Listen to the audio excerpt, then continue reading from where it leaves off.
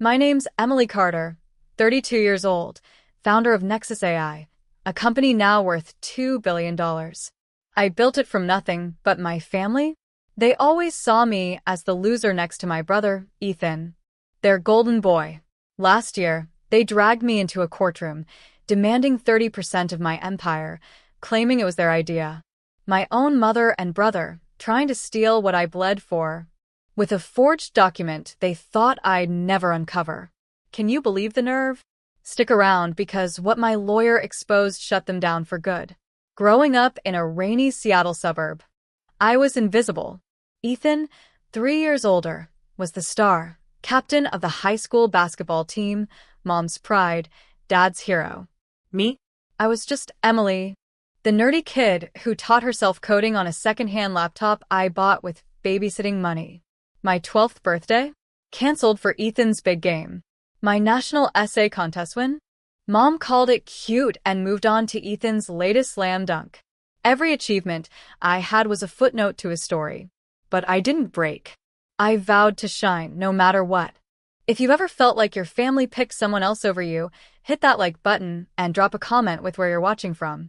This story's for anyone who's been pushed aside but kept fighting. Subscribe now, because you won't believe how far my family went to betray me and how I turned their greed against them. Let's dive into the moment I realized I'd never be enough for them, no matter what I did. If you're still with me after that bombshell about my family trying to sue me for 30% of my $2 billion company, thank you. I promised you a story about betrayal, grit, and fighting back. And it starts in the rainy streets of a Seattle suburb where I grew up knowing one hard truth. In my family, I'd always be second to my brother, Ethan. Let me take you back to those days.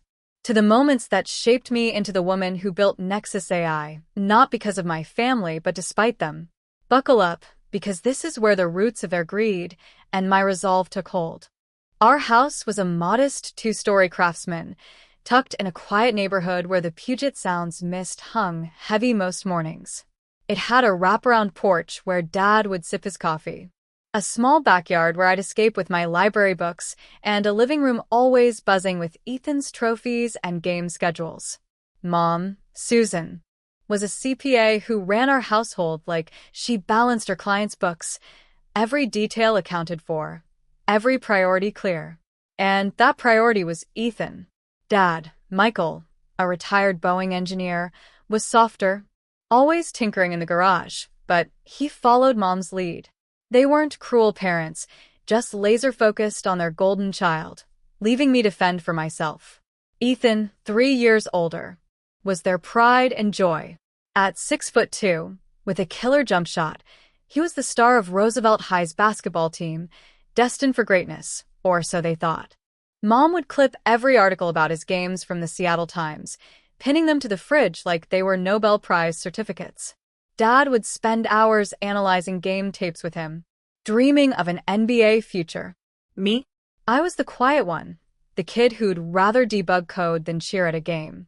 I taught myself Python from YouTube tutorials on a clunky $200 laptop I bought after months of babysitting. But no matter what I did, I was just Emily, reliable, invisible, expected to be fine on my own. The first time I really felt that sting was my 12th birthday. I'd been counting down for weeks, dreaming of a small party with my best friend Mia and a few classmates. Mom had promised a cake from the bakery on 65th Street, maybe even some streamers. But that morning, I woke up to chaos. Ethan had just been named MVP of a regional tournament, and the house was electric with celebration. Emily, isn't it amazing? Mom gushed, barely looking at me as she planned a big dinner for Ethan's teammates. Your brother's going to state. What about my party? I asked, my voice small, clutching the stair railing. Dad glanced up from his newspaper. Oh, happy birthday, kiddo. We'll do something next week. Ethan's got practice all weekend. Next week never came. Instead, I got a $10 gift card to Barnes & Noble and a store-bought cupcake we ate in 5 minutes before Ethan's victory parade took over. Mom didn't even light the candle.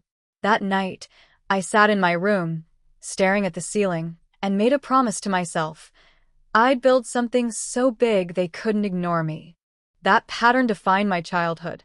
When I brought home a perfect 4.0 GPA, Mom would nod and say, "That's what we expect, Emily." But when Ethan scraped by with C's, they'd throw a pizza party for his effort.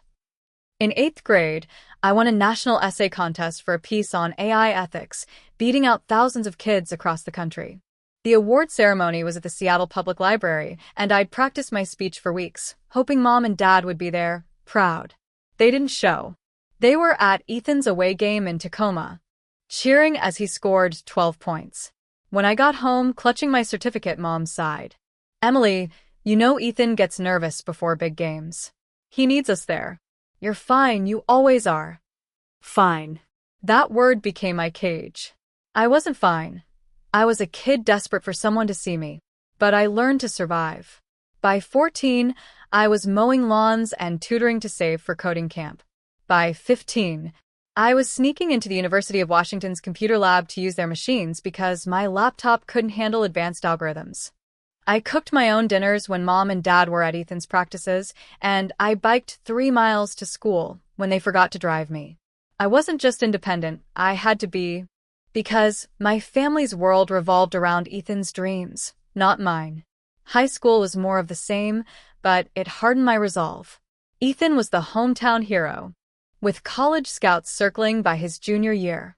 I was the brainy kid, racking up AP credits and coding side projects for local businesses to pay for SAT prep. When I got a full-ride scholarship to MIT, for God's sake, Mom said, "That's nice, Emily. You've always been the smart one. No celebration, no who." Just a pat on the back before she turned to Ethan's latest recruiting letter from UCLA. When Ethan didn't make the cut for UCLA's starting lineup, Mom and Dad bought him a used Jeep to lift his spirits. My graduation gift?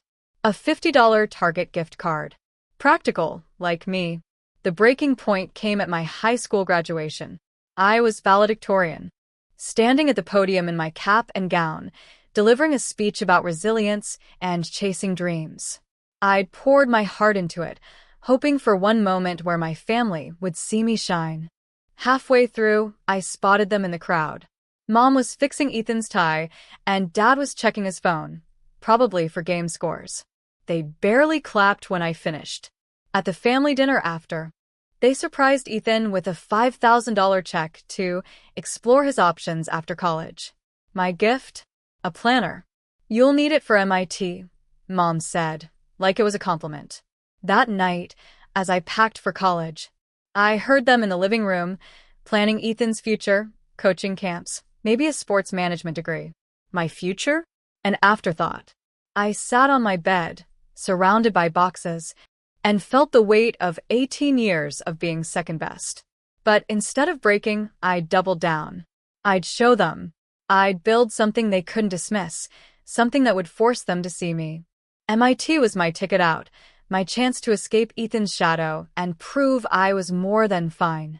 As I left Seattle for Boston, I didn't know how deep the betrayal would go. I didn't know my family would not only ignore my victories, but try to claim them as their own. If you've ever felt like you had to fight for your place in your own family, stick with me. Drop a comment if this hits home, and let's keep going. You're not going to believe what happened when I started building Nexus AI and how my family's neglect turned into something far uglier. Thanks for sticking with me as I peel back the layers of how my family's betrayal pushed me to build a $2 billion empire, only for them to try and snatch it away. In that Seattle suburb, I told you how I was always the invisible kid next to my brother Ethan, the golden boy who could do no wrong. I made a vow at 18 to shine so bright they'd have to see me. That vow carried me 3,000 miles across the country to MIT, where I thought I'd finally escape their shadow. But even as I started building Nexus AI, my family's neglect followed me, and their favoritism grew uglier. If you've ever had to fight to prove your worth, this part's for you. Let's dive into how MIT became my proving ground, and how my family still managed to make me feel like I'd never be enough. Leaving Seattle for Boston was like stepping into a new world. At 18, I landed at MIT on a full-ride scholarship, one of only 50 kids in my class to get it. For the first time, I wasn't Ethan's little sister or the nerdy one. I was Emily Carter, computer science major with a minor in economics, ready to carve my own path. My dorm room in East Campus was tiny, barely 100 square feet, but it felt like freedom. My roommate, Mia, who I'd known since middle school, was now studying physics and had no clue about my family drama. That was a relief. For once, I could just be me. But MIT wasn't a free ride in every sense. My scholarship covered tuition, but books, food, and basics like a winter coat for Boston's brutal snowstorms weren't cheap. I worked 20 hours a week shelving books at the Barker Engineering Library and another 10 waiting tables at a dive bar near Fenway Park. My shifts ended at 1 a.m., and I'd trudge back to my dorm, reeking of stale beer, to study until dawn. Meanwhile, Ethan was at UCLA, living in a cushy off-campus apartment paid for by mom and dad. They sent him $1,000 a month for expenses, even though he spent most of it on parties and new sneakers. Ethan's not as focused as you, Mom said during one of our rare phone calls. He needs to enjoy college without stress. Enjoy college? I was surviving on instant ramen and 4 hours of sleep, trying to keep my GPA above 3.8 to hold on to my scholarship. But I didn't argue. I'd learned long ago that pushing back only got me Mom's signature eye roll and a lecture about being dramatic. So I poured everything into my studies. MIT was brutal, but exhilarating. My professors were legends, people who'd worked on the Human Genome Project or built early internet protocols. I soaked it up, coding late into the night, dreaming of building something that could change the world. Sophomore year, everything shifted. In an economics elective, we had to pitch a business idea tied to our major. I'd always been obsessed with financial security, maybe because I grew up scrimping for every dollar. I pitched a system using AI to predict and flag risky financial transactions in real time, combining machine learning with behavioral analytics. I called it Nexus, a nod to connecting data points to stop fraud before it started. My professor, Dr. Patel, a former Google exec, pulled me aside after my presentation. "Emily, this isn't just a class project," he said, his eyes gleaming. "This could disrupt the banking industry. You need to take it seriously." Those words lit a fire in me. I spent every spare minute refining Nexus, sketching algorithms on napkins, testing code on MIT's supercomputers. Mia became my unofficial cheerleader, bringing me coffee during all-nighters and proofreading my grant applications. I applied for a $5,000 seed grant from MIT's Entrepreneurship Center and got it, using every cent to build a prototype. For the first time, I felt like I was on the cusp of something big, something my family couldn't ignore. But they did. Thanksgiving break that year was my first trip home since starting college. I'd saved for weeks to afford the $300 flight, hauling a backpack stuffed with textbooks and my Nexus pitch deck, hoping to share it with Mom and Dad. When I walked into our craftsman house, the smell of turkey and cedar hit me like a wave of nostalgia. But the welcome was ice cold. "Emily, you're here," Mom said, barely looking up from her cranberry sauce. "Ethan's been home since Monday. He's upstairs, exhausted from practice." Dinner was the Ethan show, as always. He'd been cut from UCLA's starting lineup but was exploring coaching, which Mom spun into a grand career plan. "He's got a real gift for leadership," Dad said, passing the mashed potatoes. I waited for a pause to mention my grant, my prototype, Dr. Patel's praise.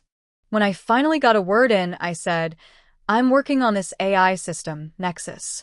It could help banks stop fraud. My professor thinks it's got potential." Mom nodded absently. "That's nice, Emily. Did you see Ethan's new coaching certification? He's already got a gig lined up." Dad chimed in. "Yeah, kiddo, computers are great, but Ethan's out there inspiring people." I swallowed the lump in my throat and forced a smile. My dream, my sweat, my future, reduced to nice.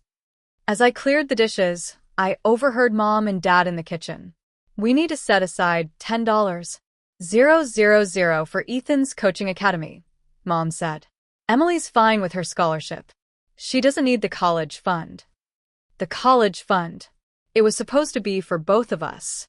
Built from Dad's Boeing pension and Mom's savings. I'd only used a fraction for expenses my scholarship didn't cover, assuming the rest was there for grad school or a rainy day. I froze, dish towel in hand, and walked into the kitchen. "You're giving Ethan my share of the fund?" I asked, my voice steady despite the storm inside. Mom's face tightened. "Emily, don't eavesdrop. It's rude." "Answer the question," I said. Dad shifted uncomfortably. "Ethan's got a real shot at coaching. It's expensive, and you've got your scholarship." Mom added, "You're the capable one. Emily, Ethan needs this to find his path." Capable. That word again, weaponized to justify their neglect. "I've been capable because you left me no choice," I said quietly. "Have you ever put me first? Ever?" Silence. Their eyes said it all. I left the next morning, cutting my trip short, and vowed to stop seeking their approval. Back at MIT, I threw myself into Nexus. I teamed up with a grad student, Ryan, who was a genius at neural networks. We spent nights in the media lab, tweaking algorithms, fueled by Red Bull and ambition. Ryan wasn't just a partner. He became a friend, someone who saw my vision and believed in it. By junior year, our prototype was catching 95% of simulated fraud cases, better than anything on the market. We presented at a campus pitch competition and won $20,000, enough to file a patent and hire a part-time coder. Dr. Patel connected me with Clara Evans, a venture capitalist who'd backed early fintech startups. "You've got something special, Emily," Clara said. "But your business plan needs work. Come back when it's bulletproof." I didn't sleep for 3 weeks, revamping the plan, modeling revenue streams, and studying competitors. When I pitched Clara again, she offered $500,000 in seed funding. I was 20 years old, and Nexus AI was officially born. I called home to share the news, my heart racing. Maybe this would be the moment they'd see me. Mom picked up, distracted. "That's great, honey. Ethan's coaching camp just got a big sponsor. Did you see his Instagram post?" I hung up, tears stinging my eyes.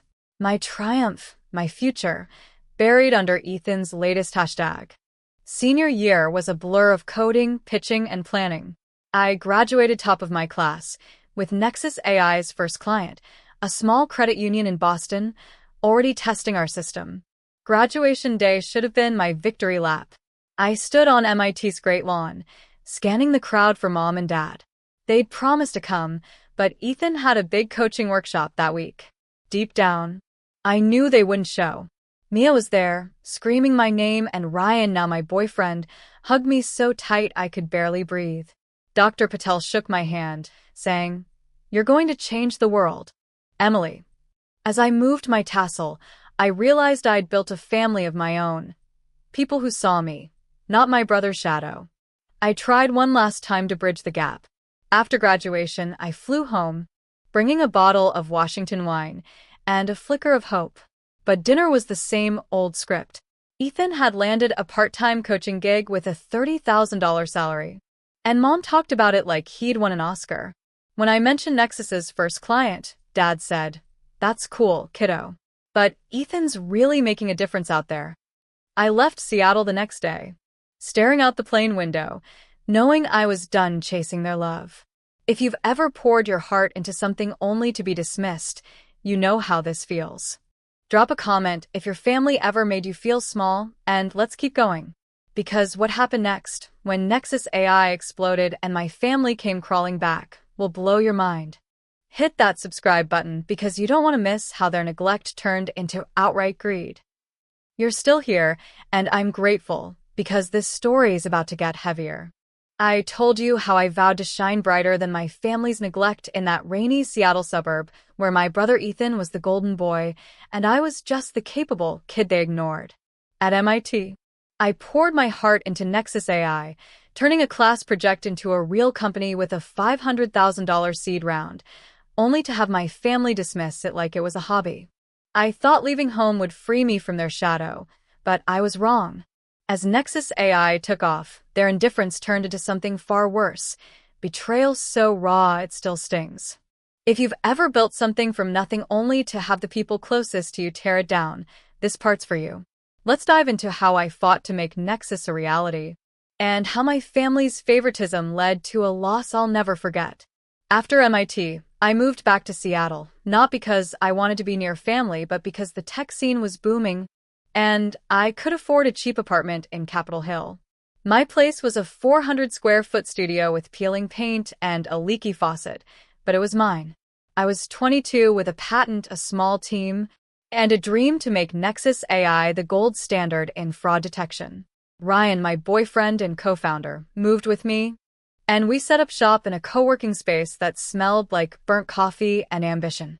Mia, my best friend from high school, joined as our marketing lead, bringing her physics-honed precision to our branding. We were a lean operation, 3 of us, a coder named Priya, and a $200,000 line of credit from Clara Evans, our investor. Starting Nexus was like running a marathon uphill in a rainstorm.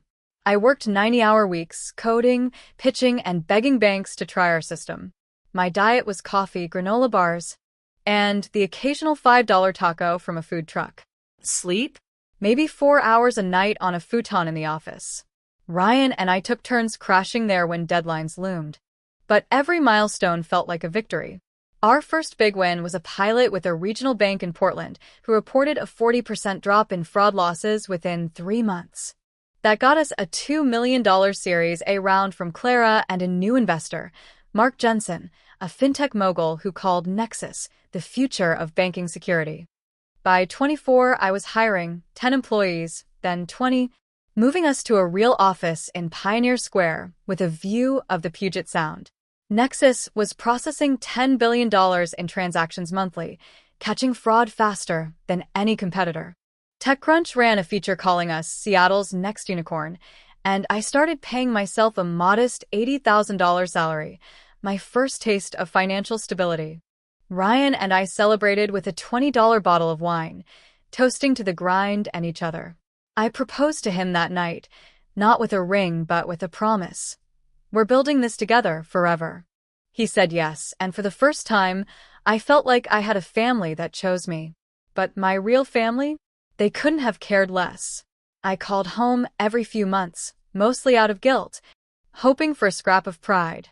Mom would ask about my computer thing for 30 seconds before pivoting to Ethan. He'd flopped as a coach, his academy folded after 6 months, but Mom and Dad bailed him out, buying him a $200,000 condo in Bellevue to start fresh. When I told them Nexus landed a $5 million contract with a national bank, Dad said, "That's neat, Emily. Ethan's opening a gym now. You should check out his website." I stopped calling after that. Their world was Ethan's failures, not my wins. The real gut punch came when Dad got sick. I was 26, and Nexus was hitting its stride, with 50 employees and a $50 million valuation. I was in a board meeting when Mom texted, "Your father has lung cancer. Stage 3. Come home." I dropped everything, booking a $400 same-day flight to Seattle. Dad was in Virginia Mason Hospital, a frail shadow of the man who'd tinkered in our garage. Mom was there, all business, and Ethan was playing the devoted son, hovering by Dad's bedside. I tried to help, researching treatments, offering to pay for a specialist from Johns Hopkins. But Ethan pulled me aside in the hospital cafeteria. "You're stressing Mom out," he said, his voice cold. "Your big shot attitude isn't helping. Stay out of it." Big shot attitude? I was just trying to save my dad. But I swallowed my anger, sitting quietly with Dad when he was awake, holding his hand as he drifted off. On day 3, I overheard Ethan and Mom in the hallway. "Emily's too intense," Ethan said. "She's making Dad worse with all her questions." Mom sighed. "I know. She's always been so independent." "You're the one he needs, Ethan." Independent. Another word for disposable. I went back to my hotel that night, crying until my chest ached. I'd built a company, a life, a future, but in my family, I was still the kid they didn't want around. A week later, Ethan texted, "Dad's not up for visitors. Focus on your work. We've got this." I called Mom to argue, but she backed him up. "Ethan's right. Emily, you're busy. We'll let you know if things change." I kept working, but I checked in daily, sending care packages, books, blankets, even a $500 gift card for hospital cafeteria meals. Mom never acknowledged them. I didn't know then that Ethan was living off Dad's savings, racking up $10,000 in caregiving expenses, while Mom funneled money to his latest failed gym venture. 2 months later, I was in a meeting with a potential client when my phone buzzed. A text from Mia, not my family. I'm so sorry. Just saw on Facebook your dad passed away. My heart stopped. Facebook? I called Mom. No answer. Ethan. Voicemail. I scrolled through social media, finding Ethan's post. Lost my hero today. Thanks for the support, everyone. No mention of me. I sat in my office, staring at the Puget Sound, feeling like the ground had vanished. My own father was gone, and I'd been erased from his final days. I flew home the next day, landing in Seattle with a rental car and a hollow ache. The house was a shrine to Ethan, his old trophies polished, his gym flyers stacked on the counter. Mom greeted me with a curt, "You made it." Ethan gave me a half hug, like I was a distant cousin. The funeral was surreal. I sat in the front row at St. James Cathedral, feeling like a stranger. Friends of Dad's approached Ethan with condolences, some glancing at me with confusion. "Oh, you're the daughter?" one said. I thought Michael only had a son. I forced a smile, dying inside. After the service, I overheard Mom talking to her sister in the church hall. "Ethan's been a rock through this," she said. "Emily tries, but she's so wrapped up in her company." Wrapped up? I'd begged to be there, offered everything I had. I confronted Mom later, my voice shaking. "Why didn't you tell me Dad was dying? Why did I find out from Mia?" She sighed, like I was a child throwing a tantrum. "Ethan thought it was best. Your father was fragile, and you're intense." Ethan chimed in, "You weren't here, Em. I was. Deal with it." I stayed one more night, sleeping in my old room, now a storage space for Ethan's gym equipment.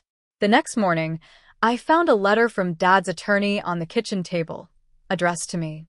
I opened it on the plane back to Seattle. It was a copy of Dad's will. My hands trembled as I read, "To my son, Ethan, I leave my home, valued at $1.5 million, my savings of $900,000, and all personal effects, including my father's watch and our family's cabin on Whidbey Island. To me, to my daughter, Emily, I leave my pride in her achievements and confidence in her future." Pride. Confidence. Words that meant nothing when I'd been shut out of his final days. The will wasn't just a document, it was a final rejection. The cabin, where I'd spent summers fishing with Dad, was promised to both of us. The watch, a family heirloom, was meant for me. All gone, handed to Ethan, who'd squandered every opportunity Mom and Dad gave him. I landed in Seattle, drove to my apartment, and broke down in Ryan's arms. "They didn't just choose him," I sobbed. "They erased me." In the weeks that followed, I threw myself into Nexus. We signed a $20 million deal with a major bank, hired 30 more employees, and moved to a sleek office in South Lake Union. Ryan and I planned our wedding, a small ceremony on Bainbridge Island, surrounded by Mia, Clara, and our team. I sent invitations to Mom and Ethan, more out of obligation than hope. They didn't come. Mom sent a $50 gift card to Bed Bath & Beyond with a note. "Congrats, Emily. Ethan's gym is launching soon." I laughed, then cried. Even my wedding was an afterthought. Nexus kept growing, hitting a $100 million valuation by my 28th birthday. Forbes called me the fraud-fighting prodigy, and I bought a house with Ryan, a modern 3,000-square-foot place overlooking Lake Washington. I'd built a life, a family, a legacy. I thought I'd moved on from Mom and Ethan, that their neglect couldn't hurt me anymore. But I was wrong.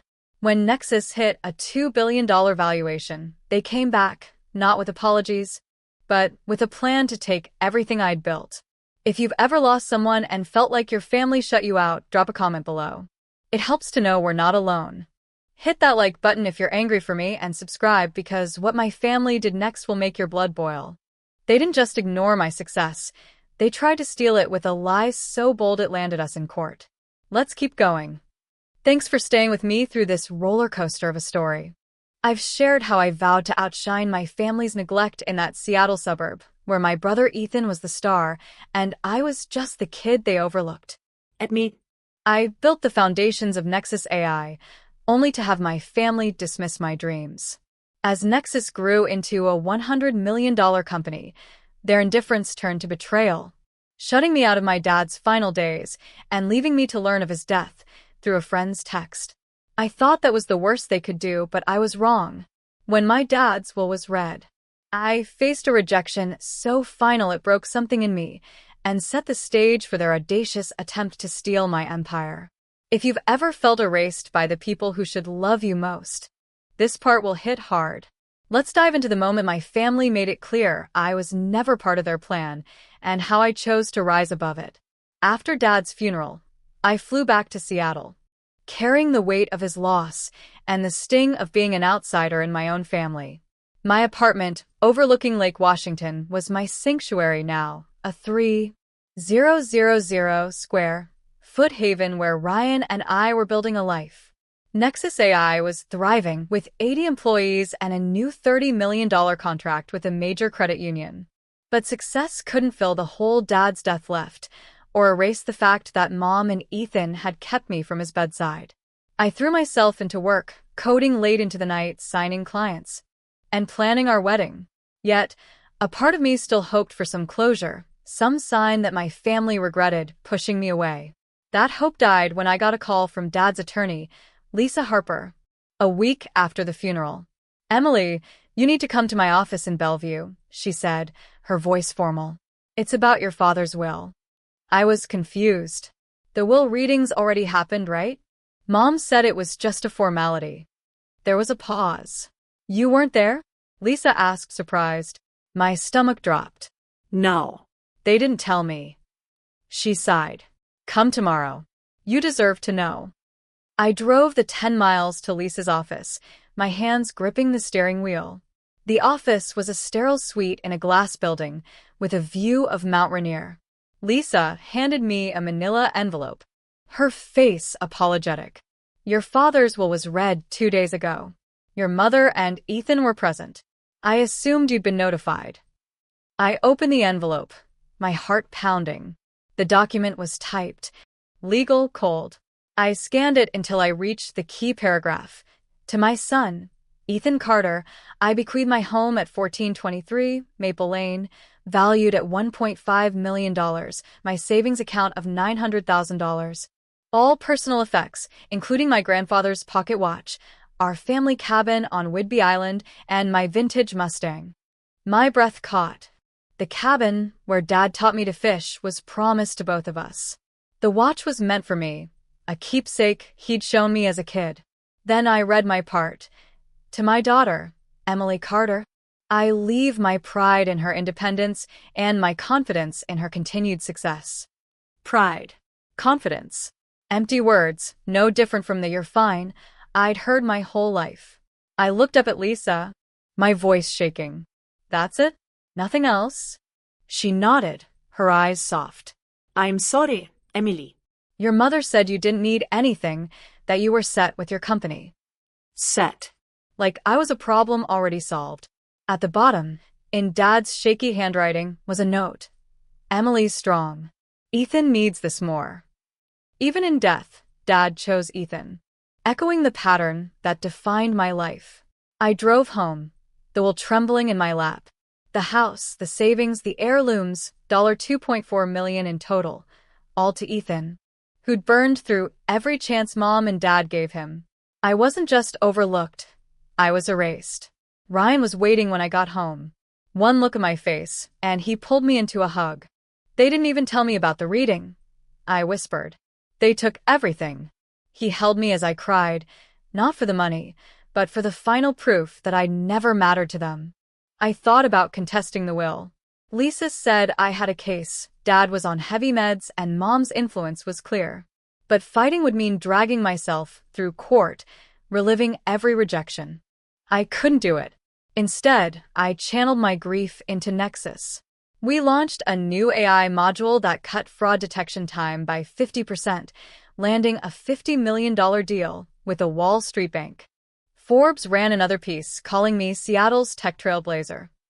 I bought a new suit for the photo shoot, stood tall, and smiled, but inside, I was still the kid begging for her family to see her. The funeral had been bad enough. I'd sat through it like a ghost, watching Mom and Ethan accept condolences while people barely noticed me. But the will reading's secrecy was a knife in the back. I found out later, through Lisa, that Mom had told the attorney I was too busy to attend. Too busy? I'd begged to be with Dad, offered to fly specialists from across the country. Ethan, meanwhile, was living in the family home, using Dad's savings to fund his latest flop, a $100,000 fitness app that never launched. Mom didn't care. To her, Ethan was the victim, the one who needed saving. I was just the daughter who'd made it, so my pain didn't count. I tried to move on. Ryan and I got married in a small ceremony on Bainbridge Island, with 30 guests under a canopy of evergreens. Mia was my maid of honor, Clara gave a toast, and our Nexus team danced until midnight. I'd invited Mom and Ethan, hoping for a miracle. They didn't show. Mom sent a $50 gift card to Crate and Barrel with a note. Best wishes, Emily. Ethan's app is getting investors. I tossed the card in a drawer, laughing bitterly. My wedding, my love. My life, reduced to a footnote in Ethan's story. Nexus kept climbing. By 29, we had 150 employees, a $200 million valuation, and clients in 10 countries. Ryan and I upgraded our house to a 500 square foot modern stunner with floor-to-ceiling windows over Lake Washington. I started mentoring young women in tech, speaking at conferences, and even guest lectured at the University of Washington. On paper, I was living the American dream. But every milestone came with a pang. Nobody in my family cared. I'd stopped calling Mom, and Ethan only texted when he needed something, like the time he asked for a $5,000 loan for his app. I said no, and he didn't reply for a year. I thought I'd built a wall high enough to keep their neglect out. I had Ryan, Mia, Clara, and a team that felt like family. I didn't need Mom or Ethan. But when Nexus hit a $2 billion valuation, everything changed. Forbes put me on their 30 under 30 cover, and suddenly, my phone lit up with a number I hadn't seen in years. Mom's. I ignored it, but the voicemail chilled me. Emily, it's your mother. We need to talk about your company. It's a family matter. Family? After shutting me out of Dad's death, his will, my own life, they had the gall to call Nexus a family matter. That call was the spark that ignited their greed. If you've ever been cut out of your own family's story, you know this pain. Drop a comment with your experience. I read every one. And it means the world to know I'm not alone. Hit that like button if you're ready to see how I face their next move, and subscribe. Because what they did after that voicemail will make your jaw drop. They didn't just want a piece of Nexus. They wanted to rip it from my hands with a lie so bold it landed us in a courtroom. Let's keep going. You're still here, and I'm so thankful, because this is where my story hits its breaking point. I've taken you through my childhood in that Seattle suburb, where my brother Ethan was the golden boy, and I was the kid they barely saw. At MIT, I poured my soul into Nexus AI, only for my family to dismiss it. As Nexus grew into a $100 million company, they shut me out of my dad's final days, and his will left me nothing but empty words while Ethan got a $2.4 million estate. I thought I'd built a wall high enough to keep their neglect out, but when Nexus hit a $2 billion valuation, my mom's chilling voicemail, "We need to talk about your company. It's a family matter," proved me wrong. That call wasn't a reconciliation. It was the start of their boldest betrayal yet. If you've ever had someone try to claim what you built with your own hands, this part will make your blood boil. Let's dive into the moment my family demanded 30% of Nexus AI with a forged document, and how I fought back when they dragged me to court. Nexus AI was on fire by my 30th birthday. We just signed a $100 million contract with a global bank, Our software was processing $50 billion in transactions monthly, and Forbes put me on their 30 under 30 cover. Calling Nexus the future of fraud prevention. Our valuation skyrocketed to $2 billion, and I was fielding acquisition offers from tech giants like Google and Amazon. Ryan and I celebrated quietly in our Lake Washington home, toasting with a $50 bottle of Napa Valley Cabernet. "We did this," he said, his eyes shining. "You did this." For the first time, I felt untouchable until Mom's voicemail shattered that illusion. I ignored her call at first, assuming it was another plea for Ethan's latest venture, a $200,000 sports podcast that flopped in 3 months. But she kept calling, and Ethan texted, "We need to see you. It's important." Their sudden interest after years of silence raised red flags. But a naive part of me hoped they'd finally seen my worth. I agreed to meet at my house, a 4,500 square foot modern oasis with views of Mount Rainier. Ryan was skeptical. "This smells like trouble," he said, kissing my forehead. "Just be ready." I nodded, but deep down, I wanted to believe they'd changed. Mom and Ethan pulled into our driveway in Mom's aging Subaru Outback, looking out of place against the sleek glass and steel of our home. Mom, in her usual cardigan, hugged me stiffly. Ethan, still tall and cocky at 33, flashed a smile that didn't reach his eyes. "Nice place, he said, eyeing the marble foyer. "You're killing it." I thanked them, wary, and gave a quick tour. Our chef's kitchen, Ryan's home office, the deck overlooking the lake. Mom's eyes widened at the $10,000 chandelier, and Ethan whistled at my Tesla in the garage. "This must have cost a fortune," he said. "We've been lucky," I replied, keeping it vague. Dinner was tense, with Ryan playing polite host while I waited for the real reason they'd come. Over grilled salmon and asparagus, Mom set down her fork with a practiced sigh. "Emily, we're so proud of you," she began, Her voice syrupy. "Nexus is incredible." I blinked. Proud? She'd never said that before. Ethan jumped in, leaning forward. "Yeah, it's a big deal. And we've been thinking it's kind of a family achievement, right?" My stomach twisted. "What do you mean?" I asked, my voice steady. Mom cleared her throat. "Your father was always into financial forecasting. He used to tinker with prediction models in the garage, remember? Those ideas helped you build Nexus." I stared, dumbfounded. Dad's models were basic Excel spreadsheets for stock picks, nothing to do with AI or fraud detection. Ethan nodded eagerly. "And you worked on Nexus at home during college breaks. That makes it a family project." Ryan's hand found mine under the table, a silent anchor. "Let me get this straight," I said, my tone icy.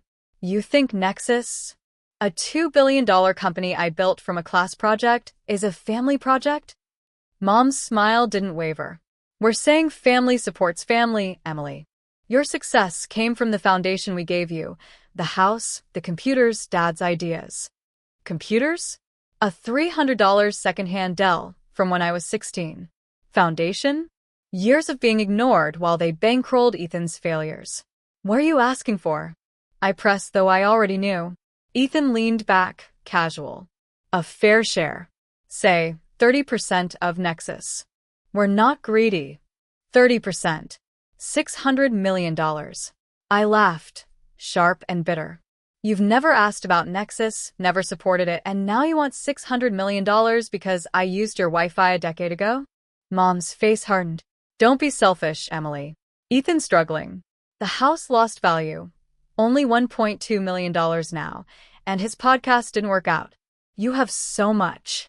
Selfish. The word cut deep, echoing every time they'd dismissed me for Ethan. "What about me?" I snapped. "Was it fair when you skipped my graduation for Ethan's games? When you kept me from Dad's bedside? When you gave him $2 for a million and left me nothing?" Ethan rolled his eyes. "That's ancient history, We're talking now." Ryan spoke up, calm but firm. "You're talking about taking 30% of a company you had no part in. On what basis?" Mom pulled a folder from her purse, sliding it across the table. This, she said. Inside was a document titled Financial Prediction Framework, dated 2005, with Dad's signature. It was a crude sketch of stock trends, nothing like Nexus's AI algorithms. Dad's work inspired your system, she said. We have proof. I scanned it, my blood running cold. The document was typed in a font, Calibri, that didn't exist in 2005. The signature looked shaky, unlike Dad's steady hand. It was a forgery, and a sloppy one. You faked this, I said, my voice deadly quiet. Ethan scoffed. That's his signature. We can prove it. I stood, shoving the folder back. This is a lie, and you know it. Get out of my house. Mom's eyes narrowed. We didn't want to do this, Emily, but we've talked to a lawyer. Nexus was built on Dad's ideas in our home. That's intellectual property. We're entitled to a share, and we'll sue if we have to. Sue. My own mother and brother, threatening to drag me to court over a company they'd never touched. Get out, I repeated, my voice shaking with rage. Ethan stood, smirking. You'll regret this. Eminência. Family helps family. Dad would be ashamed. Mom grabbed her purse, her voice cold. We'll see you in court. They left, the Subaru's tires crunching on my driveway. I sank into a chair. Ryan's arms around me. They're really going to sue me, I whispered. My own family. He kissed my forehead. Then we'll fight. They don't know who they're up against. 3 days later, a courier delivered a legal notice. Susan and Ethan Carter versus Emily Carter and Nexus AI, filed in King County Superior Court. They claimed familial intellectual property rights and unjust enrichment, demanding 30% of Nexus's shares, $600 million, based on Dad's pioneering work and my use of family resources during college. Their lawyer, Gregory Tate, was a bottom feeder known for high-stakes shakedowns. The complaint was absurd, but it wasn't about winning. It was about forcing me to settle to avoid a public circus. I called Clara, my investor, who recommended Olivia Grant, a top intellectual property attorney in Seattle. Olivia's office overlooked Elliott Bay, and her no-nonsense vibe calmed my nerves. This is a nuisance suit, she said, scanning the complaint. Legally baseless, designed to scare you into paying. We'll crush it. I hired her on the spot, her $10,000 retainer a small price for peace of mind. But the threat hung over me like a storm cloud. Nexus was my life, my proof that I was more than the kid they ignored. I wouldn't let them take it. The audacity of their claim was staggering. They'd ignored my work for a decade, chosen Ethan at every turn, and now they wanted to cash in because Forbes called me a billionaire. If you've ever had someone try to steal your hard-earned success, you know this rage. Drop a comment with your story. I see every one, and it keeps me going. Hit that like button if you're rooting for me, and subscribe because the battle that's coming will blow your mind. My family thought they could bully me into submission, but they forgot who I am. Let's see how I turned their lie against them. If you're still with me, thank you. This story's been a wild ride, and we're at the part where it all comes crashing down. I've walked you through my Seattle childhood, where my brother Ethan was the golden boy, and I was the kid they barely noticed. At MIT, I built Nexus AI from a dorm room dream, only for my family to shrug it off.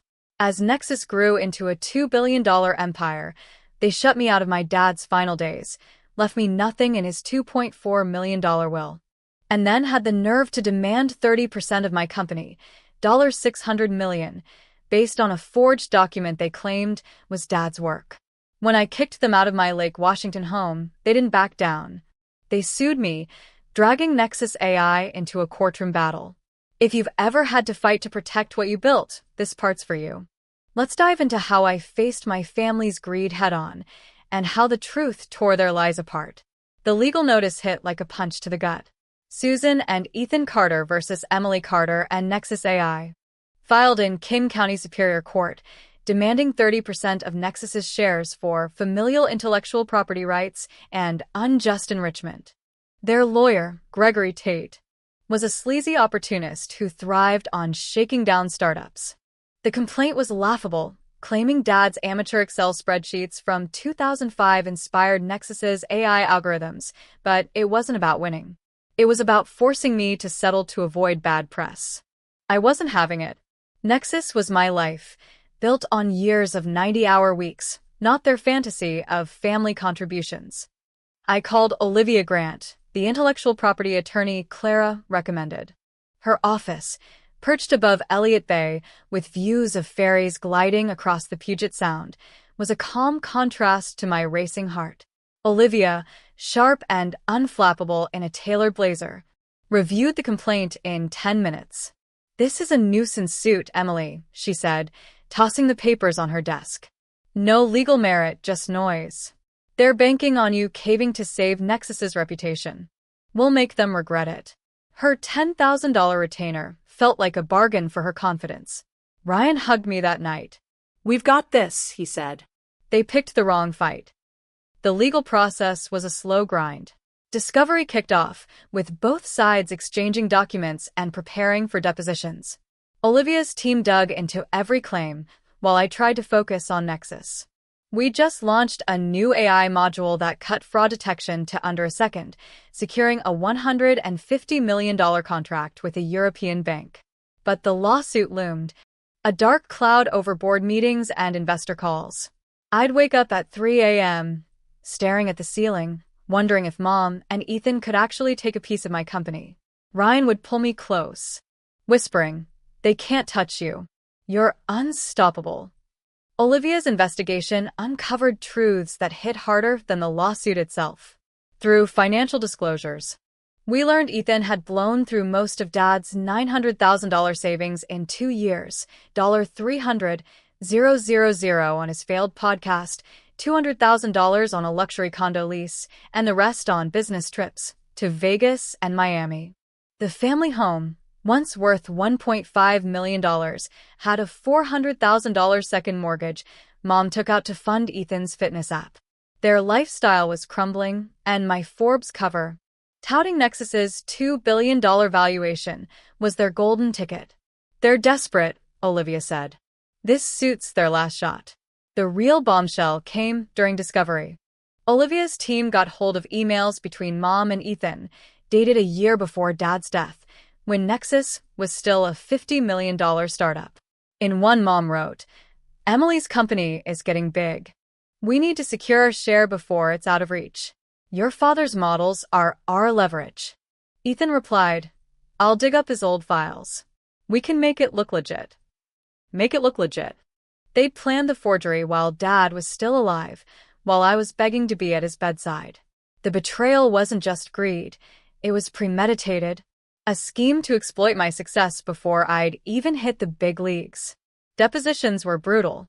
I sat across a mahogany table in Olivia's conference room, facing Mom and Ethan for the first time since I'd kicked them out. Mom, in a dated blazer, testified with rehearsed sincerity. "Michael's forecasting models were the foundation of Emily's system," she said. "She developed Nexus at our kitchen table, using his ideas." Olivia didn't flinch. "Mrs. Carter, can you describe the technical specifics of Nexus's machine learning algorithms?" Mom stammered, mumbling about data and predictions. It was clear she didn't know a neural network from a spreadsheet. Ethan was worse. He claimed he'd consulted on Nexus's user interface during my college breaks, saying, "I gave Emily feedback on how banks think." Feedback? He'd once asked me if AI meant robots taking over Wall Street. Olivia pounced. "Mr. Carter, our records show you and Emily exchanged exactly 3 texts between 2015 and 2020, none about Nexus.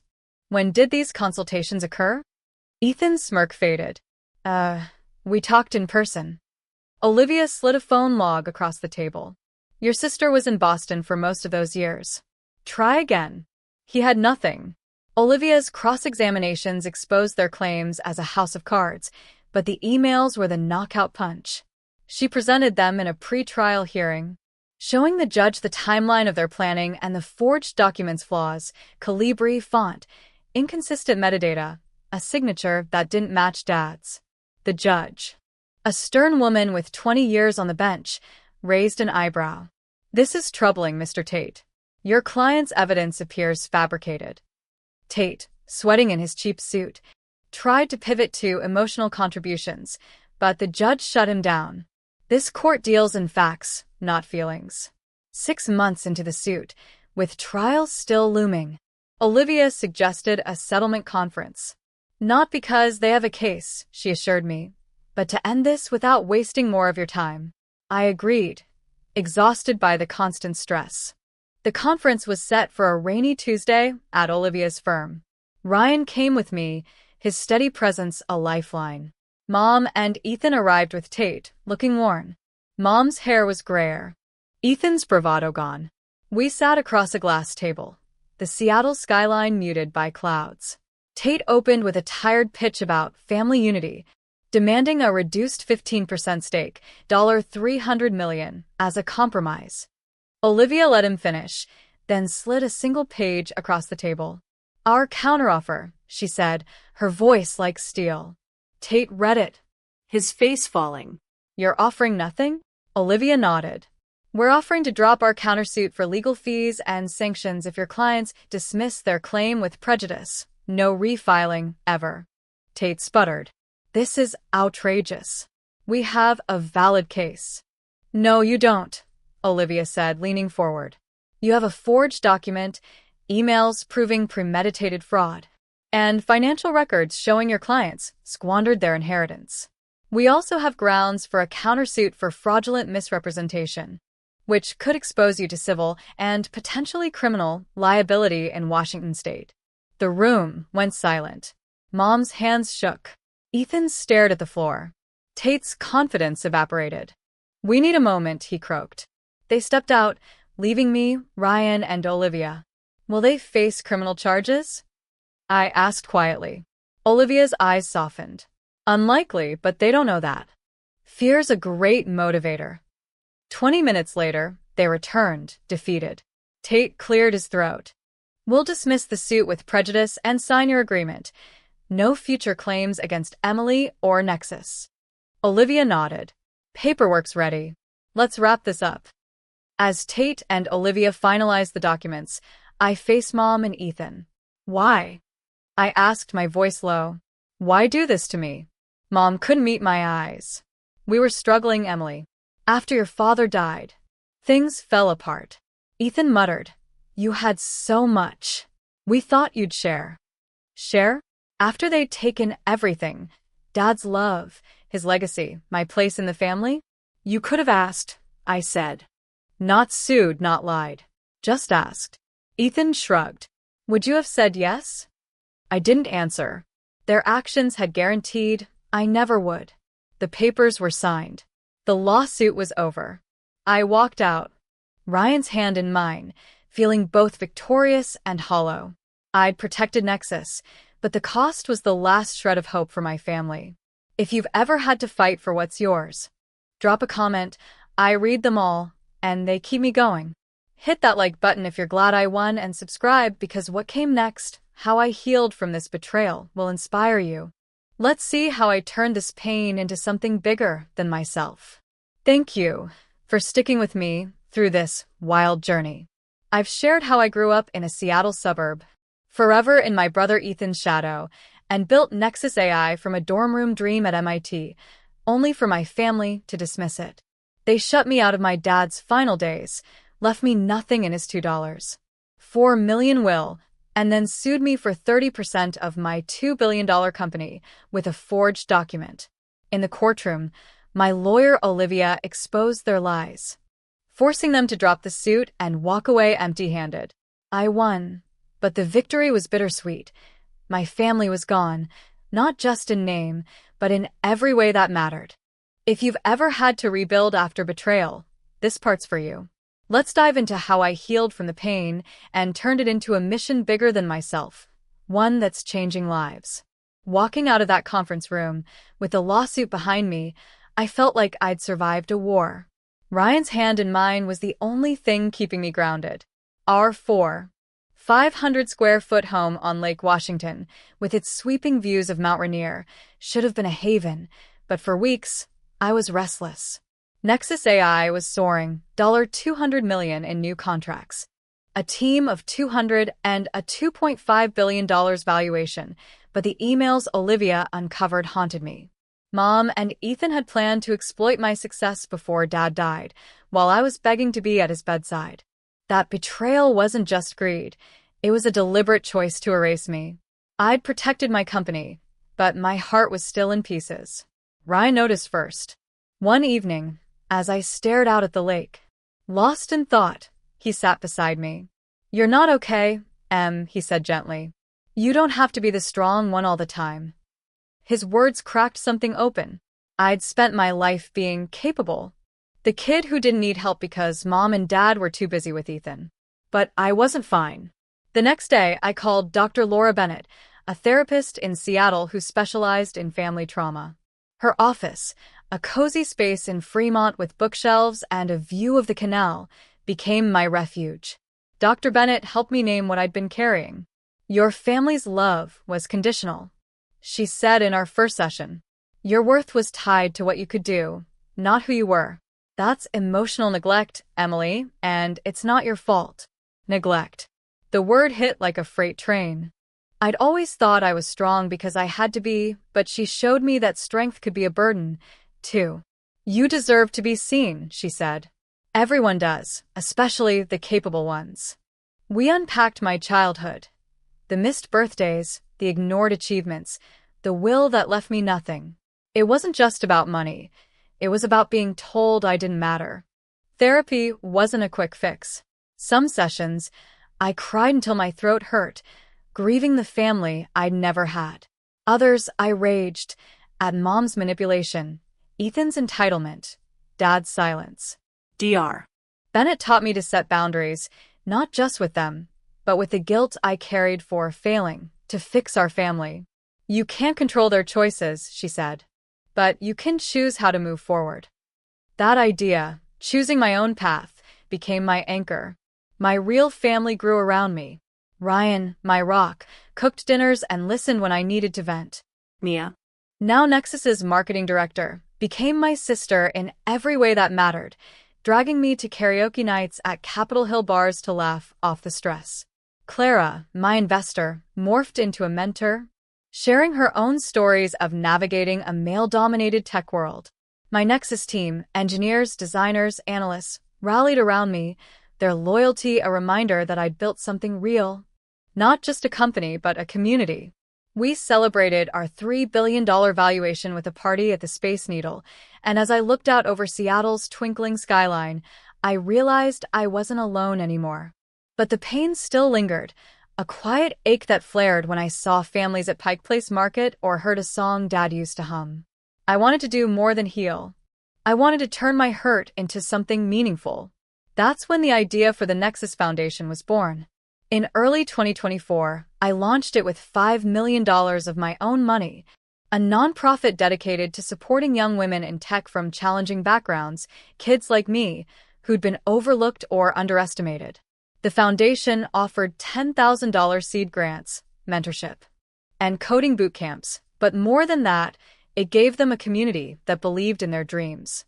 At our first event, a hackathon at the University of Washington, I met Sarah Nguyen, a 19-year-old applicant whose story stopped me cold. Her parents had poured everything into her older brother, a musician who never made it, leaving Sarah to scrape by with a part-time job at a Tacoma coffee shop while studying computer science. "They said I was wasting my time coding," she told me, her eyes fierce. "But I built an app for foster kids to find mentors, and I'm not stopping." I saw myself in her, the kid who'd taught herself Python on a $200 laptop, who'd vowed to shine despite her family's neglect. "The foundation's got your back," I said, handing her a $15,000 grant. "And I'd love to mentor you if you're up for it." Sarah became a regular at our house, brainstorming app features over Ryan's homemade pho, or just talking about the weight of being the other kid. Her drive, her resilience, reminded me why the foundation mattered. By mid-2024, we'd funded 50 young women, with projects ranging from AI-driven healthcare tools to blockchain platforms for small businesses. Forbes covered our launch, calling it Emily Carter's next big bet. But to me, it wasn't a bet. It was redemption, a way to give others the support I'd craved. The foundation also gave me perspective. I'd spent years proving myself to Mom and Ethan, but their approval was a mirage. Dr. Bennett helped me see that my worth wasn't tied to their validation or anyone's. "You've built the life that reflects your values," she said. "That's enough." I started saying no to things that didn't serve me, toxic meetings, draining commitments, and yes to what did: mentoring, coding, time with Ryan. We adopted a rescue dog, a scruffy mutt named Pixel, who curled up on our couch and made our house feel like a home. I didn't hear from Mom or Ethan for months after the lawsuit. Their silence was a relief, but it didn't erase the questions. Why had they chosen greed over family? Could I ever forgive them? Dr. Bennett didn't push me to decide. "Forgiveness isn't about them," she said. "It's about freeing yourself." I wasn't there yet, but I was learning to let go of the anger, piece by piece. Nexus kept growing, $4 billion by late 2024, with clients in 20 countries, and the foundation expanded, opening a second hub in Portland. I was building a legacy, not for my family, but for the world. If you've ever had to heal from family betrayal, you know it's a journey, not a destination. Drop a comment with how you've found peace. I read every one, and they inspire me. Hit that like button if the Nexus Foundation gives you hope, and subscribe. Because what's next, how I faced my family one last time, will show you the power of choosing your own path. Let's keep going to see how I turn this chapter into a new beginning. You guys are incredible for staying with me through this saga. I've taken you from my Seattle childhood, where my brother Ethan was the golden boy, and I was the invisible kid, to building Nexus AI at MIT, only for my family to dismiss it. They blocked me from my dad's final days, left me nothing in his $2.4 million will, and then sued me for 30% of my $2 billion company with a forged document. I fought back, and my lawyer Olivia shredded their lies, ending the lawsuit. Through therapy and the Nexus Foundation, I started healing, turning my pain into a mission to help young women in tech. But the story isn't over. If you've ever wondered whether broken family ties can mend, or if they should, this part's for you. Let's dive into how I faced Ethan one last time, and what I learned about forgiveness and moving on. After the lawsuit, silence from Mom and Ethan was a relief. Nexus AI hit a $4 billion valuation in early 2025, with 300 employees and a new office in San Francisco. The Nexus Foundation was thriving, funding 75 young women and opening a third hub in Austin. My life with Ryan was full. Weekends hiking in the Cascades, evenings with our dog Pixel, and plans for a family of our own. Therapy with Dr. Laura Bennett had given me tools to let go of the anger, but I still wrestled with questions. Could I forgive Ethan? Did I even want to? I wasn't sure, but I was learning to live without needing answers. Then, in March 2025, a letter arrived at my Nexus office in South Lake Union. The envelope was plain, the handwriting shaky but unmistakable: Ethan's. My first instinct was to toss it. The last time I'd seen him, he was smirking in Olivia's conference room, demanding $600 million. But something stopped me. Maybe it was Dr. Bennett's voice in my head. You don't owe them anything, but you owe yourself peace. I took the letter home, and that evening, sitting on our deck with Ryan, I opened it. "Dear it began. I don't expect you to read this, but I need to say it. I was wrong. The lawsuit, the lies about Dad's work, all of it, it was selfish and cruel. I let Mom convince me we deserved a piece of your success, but I knew better. I'm sorry for everything, for taking you for granted, for letting you be pushed aside." The letter went on for 2 pages. Ethan wrote that he'd moved to Portland after the lawsuit, cut ties with Mom, and was working as a cashier at a sporting goods store, making $15 an hour. He'd sold his Bellevue condo to pay off debts, living in a 600-square-foot apartment. "I'm trying to stand on my own," he wrote. "I see now how much I leaned on Mom and Dad, and how unfair it was to you." I read it twice, my hands trembling. Ryan watched me, quiet. "What do you feel?" he asked. "I don't know," I admitted. "Part of me thinks it's too late. Part of me wants to believe him." Dr. Bennett had said apologies don't erase pain, but they can open a door if you choose to walk through. I took the letter to my next session and we unpacked it. Ethan's taking responsibility, she said. That's rare. But you don't have to decide anything now. Forgiveness doesn't mean trust. Her words gave me permission to sit with the uncertainty. A month later, I replied, not with warmth, but with honesty. Ethan, your letter means something, but it doesn't undo the past. I'm glad you're trying to change. I need time. I included a flyer for the Nexus Foundation, not as an olive branch, but to show what I'd built without them. To my surprise, he wrote back, thanking me and asking if we could meet for coffee. I hesitated. Ryan was cautious but supportive. You'll know what's right, he said. Trust yourself. In May 2025, I agreed to meet Ethan at a small cafe in Fremont, a neutral spot with exposed brick and the hum of espresso machines. I arrived early, my stomach in knots. When Ethan walked in, I barely recognized him. At 36, he looked older. His broad shoulders hunched, his designer sneakers replaced by worn Nikes. He ordered a $3 black coffee, no longer the golden boy who demanded millions. Thanks for coming, he said, his voice low. I didn't think you would. We talked for an hour, awkward at first. He didn't sugarcoat his mistakes. Mom pushed the lawsuit, but I went along, he admitted. I was jealous. You built something huge, and I was failing at everything.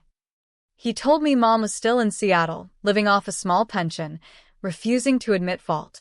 She thinks you owe us, he said, shaking his head. I don't. Not anymore. For the first time, I saw Ethan as more than the spoiled star. He was a man grappling with his own flaws, shaped by the same family that sidelined me. I asked the question that had burned for years. Why did you let them push me out? Even at the end, with Dad? His eyes dropped. I was scared, he said. Mom made me feel like I had to be the one they needed. I didn't see how it hurt you until it was too late. It wasn't enough, but it was something. I told him about the foundation, about Sarah, and the others I mentored.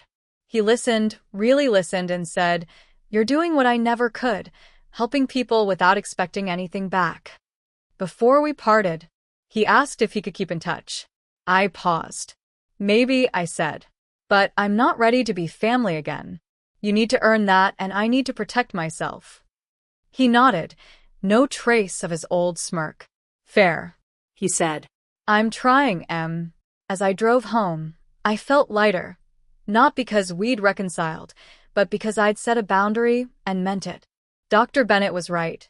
Forgiveness wasn't about him. It was about me choosing peace over pain. Ethan's change wasn't a fairy tale ending. We've texted a few times since, mostly about small things, his job, my foundation events. He came to a Nexus Foundation hackathon in Portland, standing quietly in the back, watching young women pitch their apps. I didn't invite him, but I didn't ask him to leave. It's a start, nothing more. Mom's still a ghost, and I'm okay with that. Some doors stay closed. This moment taught me something profound. Even in broken families, people can change. But you don't have to let them back in to heal. If you faced a family member's apology and wondered what to do, drop a comment. I read them all, and they keep me grounded. Hit that like button if you're inspired by setting boundaries, and subscribe because the final part, how I redefined family, will show you the power of choosing who lifts you up. Let's finish this journey together.